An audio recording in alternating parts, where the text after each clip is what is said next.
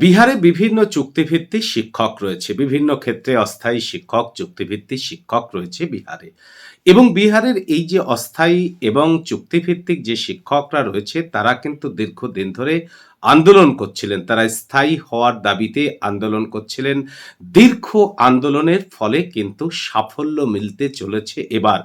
লোকসভা ভোটের আগেই বিরাট সুখবর শুনিয়েছে বিহারের মুখ্যমন্ত্রী তিনি নীতিশ কুমার অস্থায়ী শিক্ষকদের সামনে একটা বিশাল সুখবর তিনি দিয়েছেন।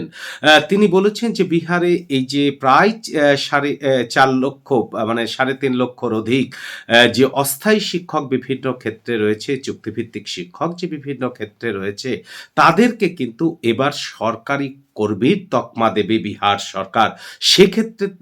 সেক্ষেত্রে যে বিহার বিদ্যালয় সমিতির পরীক্ষা নেবে, সেই বিদ্যালয় সমিতির পরীক্ষায় পাশ করলেই কিন্তু অস্থায়ী শিক্ষকরা সরকারি কর্মীর তকমা পাবে। আর ৩ বার কিন্তু এই পরীক্ষার এই যে বিহার বিদ্যালয় সমিতির পরীক্ষায় ৩ বার তারা বসতে পারবে। আর যারা ১৭-১৮ বছর যারা চাকরি করছে এই অস্থায়ী শিক্ষক পদে যারা চাকরি করছেন, যারা বেশি দিন ধরে চাকরি করছেন, অনেকে ১৭-১৮ বছর, কেউ ১৪-১৫ বছর ধরে চাকরি করছেন। এই ১৭-১৮ বছর যাদের চাকরির মেয়াদ, অস্থায়ী শিক্ষকতার মেয়াদ, তারা কিন্তু তাদের পছন্দ অনুযায়ী পছন্দ অনুযায়ী চাকরি কিন্তু তারা নিজেরা বেছে নেওয়ার সুযোগ পাবেন। এই ঘোষণা কিন্তু লোকসভা ভোটের আগে বিহারের মুখ্যমন্ত্রী করলেন। কিন্তু ঈশ্বর পরিত্যক্ত এই যে বঙ্গদেশ, এই বঙ্গদেশে যে আন্দোলন মেধা তালিকায় নাম থাকা সত্ত্বেও আন্দোলনকারীরা কিন্তু দিনের পর দিন তারা আন্দোলন সংগঠিত করেছে। তারা কিন্তু আশার আলো এই রাজ্যের ঈশ্বর পরিত্যক্ত এই বঙ্গদেশের যে সরকারের পক্ষ থেকে কিন্তু সেইরূপ কোনো আশার আলো পাননি। লোকসভা ভোটের আগে এই রাজ্যে শিক্ষক নিয়োগ মানে রেগুলাইজ যে শিক্ষক নিয়োগ, সেই শিক্ষক নিয়োগের বিজ্ঞপ্তি প্রকাশ হবে কিনা তারও কিন্তু একটা সন্দেহ থেকে যাচ্ছে।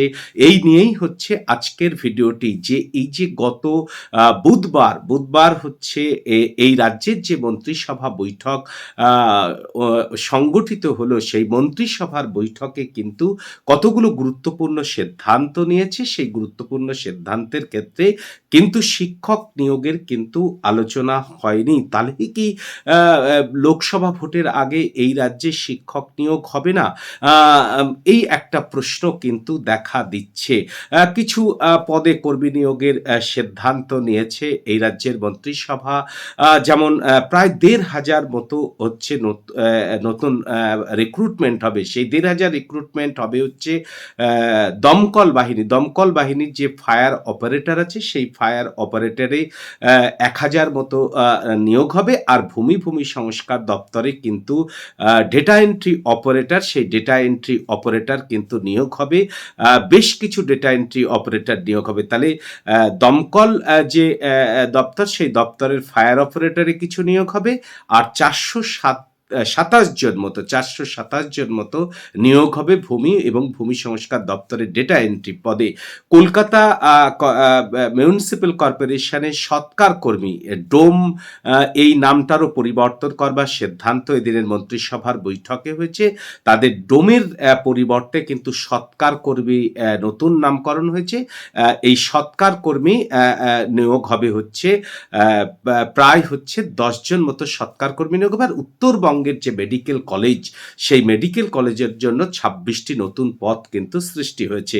এই ছিল হচ্ছে বুধবারের যে মন্ত্রিসভার, এই রাজ্যের যে মন্ত্রিসভা, সেই মন্ত্রিসভার বৈঠকে এই বিষয় নিয়ে আলোচনা হয়েছে। শিক্ষক নিয়োগের কিন্তু কোনো আলোচনা হয়নি এই রাজ্যে। তাহলে কি লোকসভা ভোটের আগে কি শিক্ষক নিয়োগের কি কোনো তোড়জোড় শুরু হবে কি হবে না, এই প্রশ্ন কিন্তু থেকে যাচ্ছে। ঈশ্বর পরিত্যক্ত এই বঙ্গদেশে শুধুমাত্র পঞ্চায়েতে যারা কর্মী আছেন, পঞ্চায়েতে প্রায় ৫০,০০০ কর্মী এবং পেনশনভোগী কর্মীরা রয়েছে, তাদের ক্ষেত্রে একটা সুখবর। তারা হেলথ স্কিমের এতদিন পর্যন্ত তারা কোনো হেলথ স্কিমের আওতায় ছিল না। নতুন করে তারা হেলথ স্কিমের আওতায় আসবেন। পঞ্চায়েতের কর্মচারী পেনশনভোগী যারা আছেন প্রায় ৫০,০০০ রয়েছেন, তাদের ক্ষেত্রে এই কিন্তু একটা সুখবর রয়েছে। তাছাড়া কিন্তু আর কোনো সুখবর নেই এই ঈশ্বর পরিত্যক্ত বঙ্গদেশে।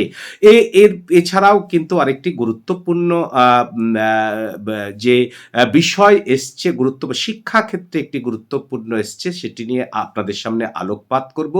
যে ইউজিসি ইউনিভার্সিটি গ্র্যান্ড কমিশন তারা কিন্তু বিজ্ঞপ্তি প্রকাশ করে জানিয়ে দিল যে এমফিল ডিগ্রি কিন্তু অবৈধ, অর্থাৎ এমফিল ডিগ্রির বৈধতা কেড়ে নিল হচ্ছে ইউজিসি।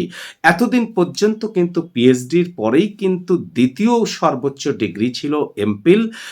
এই এমফিল ডিগ্রিকে কিন্তু এবার বাতিল, মাস্টার অফ ফিলোসফি এই যে এমফিল ডিগ্রি, সেই ডিগ্রিকে কিন্তু বাতিল করল। ২০২২ সালে পিএইচডি যে বিধি, নতুন বিধি তৈরি করেছিল ইউজিসি ইউনিভার্সিটি গ্র্যান্ড কমিশন, সেখানে কিন্তু ১৪ নম্বর ধারায় কিন্তু এমফিলের বৈধতা খারিজ করা হয়েছিল।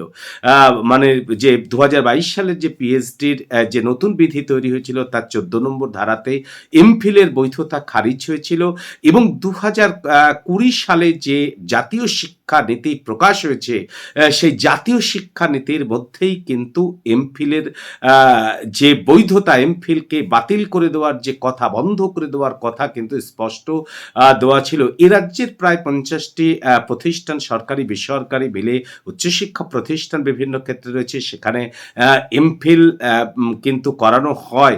এবার এই রাজ্য যে শিক্ষামন্ত্রী আছেন, তিনি অলরেডি কিন্তু বলেছেন যে এই যে কেন্দ্রের যে ফতোয়া, সেই ফতোয়া তারা মানবেন না। রাজ্যের যে নিজস্ব শিক্ষানীতি আছে, সেই শিক্ষানীতি অনুযায়ী চলবে।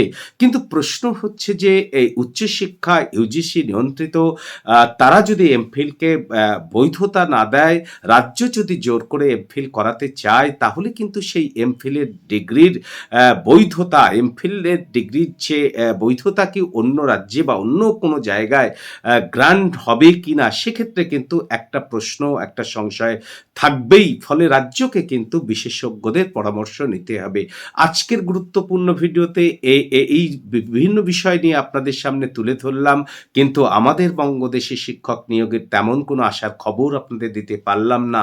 আজকে ছিল এই পর্যন্তই। আপনারা ভালো থাকবেন, সুস্থ থাকবেন। আবার দেখা হবে পরবর্তীতে নতুন একটি ভিডিও নিয়ে।